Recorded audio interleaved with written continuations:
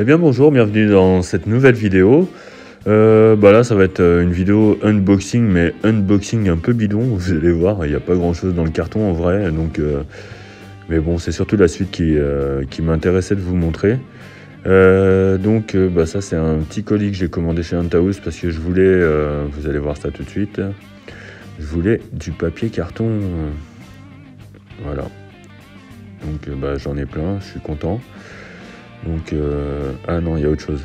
Voilà, en fait c'est ça que je voulais. Ça c'est les petits trucs que j'ai pris en plus. Et je voulais surtout ce qu'il y a dans le fond du sac. Là c'est du sable mélangé à de l'argile pour un petit projet que je vais débuter pour la pré-diapose en fait. Donc là j'ai préparé le truc histoire de voir comment ça se passe.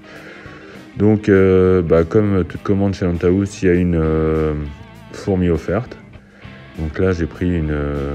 je vais vous la montrer après, je vais vous le dire après. Donc j'ai pris aussi du téflon parce que j'en avais besoin.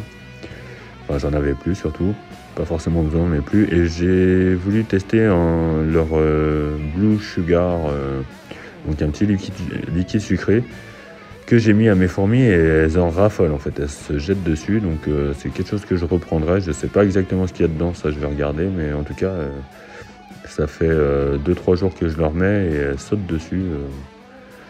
Même celles en diapose ont été dessus, les Vagus se sont régalés. Donc voilà, donc ça c'est une Camponotus Aetiope. Donc une petite Camponotus que j'avais pas encore. Toujours une européenne. Celle-là vient d'Espagne. Donc on peut voir qu'elle est pas mal. Donc je l'ai un peu nourrie parce que là le gastre était petit. Je vais pas vous montrer quand je la nourris, mais voilà, je l'ai un petit peu nourrie. En général j'aime bien les fourmis qui arrivent de chez Huntahouse, j'aime bien les nourrir directement. Je sais que les reines normalement quand elles sont seules on les nourrit pas, mais quand elles viennent de là-bas j'aime bien les nourrir et j'ai jamais eu de problème avec ça en fait. Voilà. Donc je sais pas si c'est parce que je les nourris ou quoi, mais en tout cas j'ai toujours eu des bons résultats avec leur gine. Donc voilà, ce sable à l'argile, j'en avais déjà pris une fois pour... voilà, et j'ai eu un chat aussi. Non, en vrai il n'était pas dans le carton. Donc ouais, ce sable argileux là, mélangé à l'argile, je l'avais déjà testé une fois et franchement c'était pas mal. Ça se tenait bien et tout, donc je me suis dit que j'allais en reprendre pour mon petit projet que vous allez bientôt voir. Là je vous montre un peu la Camponotus. La prochaine fois qu'on la verra ce sera en diapose. Et voici le nouveau projet, donc ce sera pour mon balcon.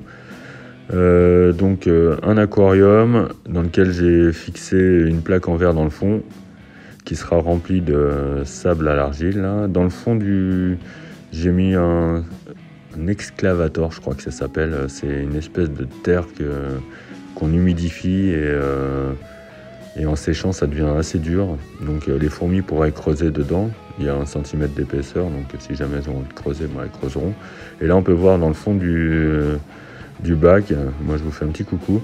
Et dans le fond du bac, donc j'ai mis le sable à l'argile, j'ai remis un peu d'exclavator tout en haut. Ça m'a fait une grosse fissure dans le sable. Mais bon, je me dis que c'est pas trop grave.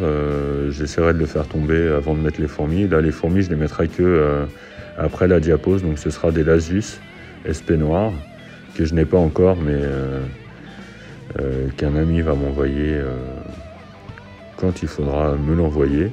Donc, voilà pour ce bac. C'est ce que je voulais vous montrer. Je vous remercie d'avoir regardé. Allez, ciao, à plus.